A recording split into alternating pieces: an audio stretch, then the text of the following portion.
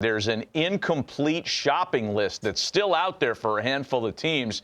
And we'll start with a couple of teams in the NL Central. And heck, you could add Milwaukee to this group too. The list of suitors for Rhys Hoskins is long, but the most interesting teams for me are in that division. Cincinnati, they'd love a long-term replacement for Joey Votto. The Cubs, if they don't return Bellinger, they need some pop. I get it. It's a different position, different player in Hoskins.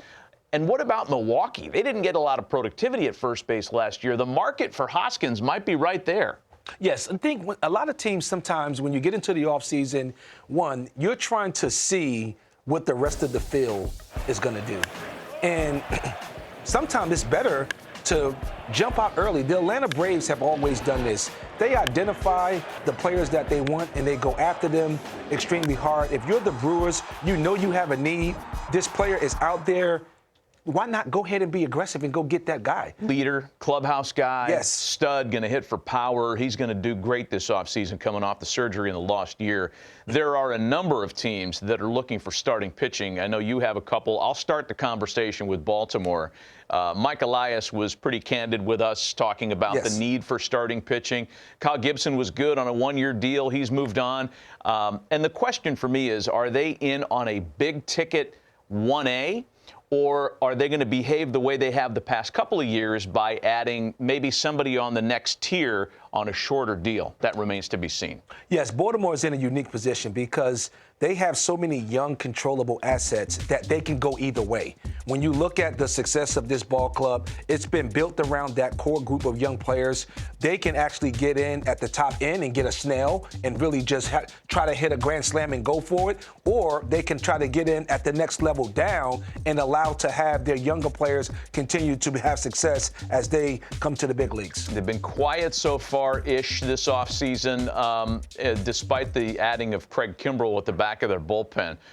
I know you feel pretty strongly that there's one big-ticket, high-priced team that could use some starting pitching, and I would agree with you on the Dodgers. Yes, the Dodgers definitely, they're going to need starting pitching. When you look at the number of injuries that they've had and all of the rotation, innings in which they've missed over the years. They're not only looking for innings, they're looking for quality innings. And when you have players coming back from injury, you just don't know exactly what you're going to get. So if you're the Dodgers, you're going to go into this offseason and you're probably going to try to have a surplus of arms going into spring training. Yeah, and they don't know what kind of contributions they're going to get from guys coming back from injury. They've got guys like Orioles who you can't count on. They're gone now. So what about the story that Mookie Betts is going to be an everyday second baseman? That's fascinating, and just we marvel at his skill set. When people look at what Mookie Betts has been able to accomplish over the course of the last few years defensively, one, if you're the Dodgers, you realize right away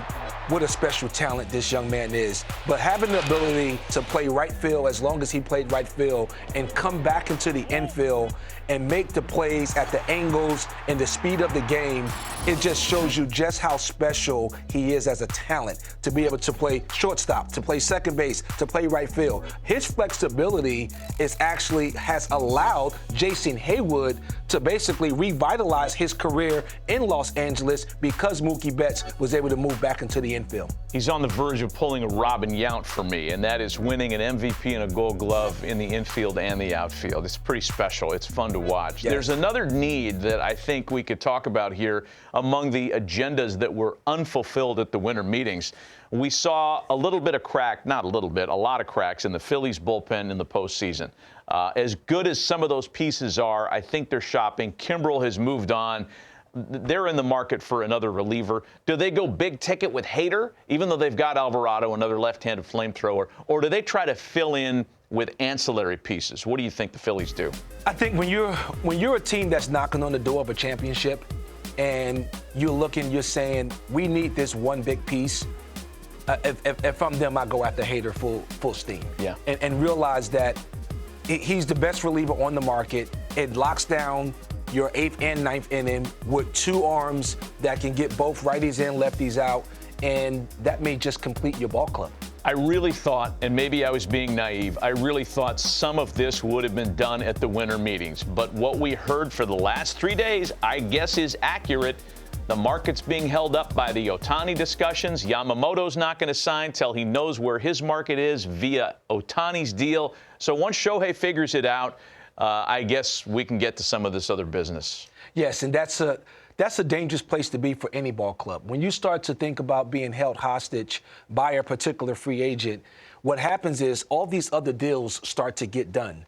And even though you want that player, if you miss out on that player at the point in which you get ready to pivot, some of the players that you had interest in may be off the board now. So for me, it's even when you start to look at the top end of it, Ohtani, you put your best offer on the table, you put a time frame to it, and allow them to make a decision. Is either they're in or they're out. And if they're out, I'm going to pivot and I'm going to execute the rest of my offseason.